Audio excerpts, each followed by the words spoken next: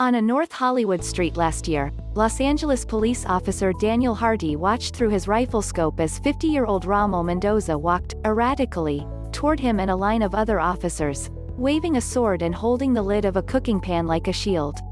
Mendoza, who lived on the block, seemed confused after being confronted at home by two officers investigating a report that he had hit a neighbor's car with a stick.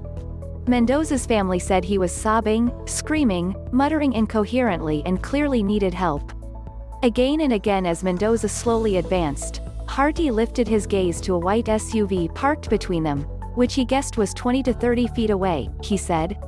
His LAPD training taught him that such distances could be closed by suspects with edged weapons, such as knives or swords, in a matter of seconds, putting officers in imminent danger, Harty said.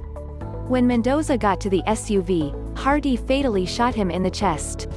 "I believe that if I didn't press the trigger, he would have continued to close that distance," Harty told investigators of the May 2020 shooting.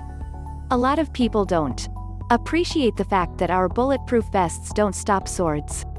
While LAPD shootings have dramatically declined in recent decades, scrutiny has grown in recent months around shootings like Mendoza's, where mentally ill, intoxicated or homeless people are shot by police while armed not with firearms but with knives, swords, heavy tools or other blunt objects.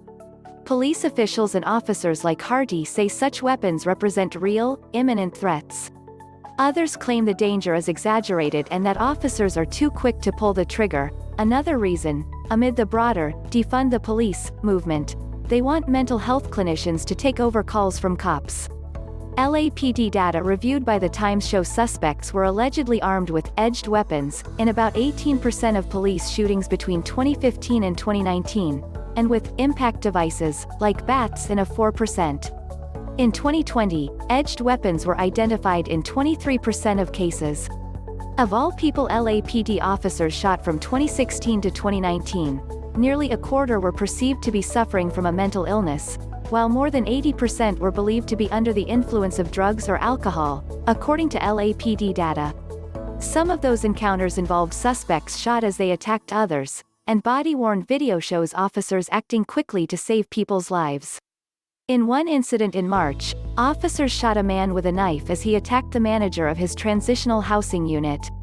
Still, problematic shootings, where investigators have found officers made tactical errors and violated policies intended to reduce shootings, have also occurred, driven in part by unpredictable and fast-moving incidents and officers perceiving threats as being more imminent than they were. Such shootings have continued despite increased efforts within the LAPD and across American policing to better de-escalate such encounters.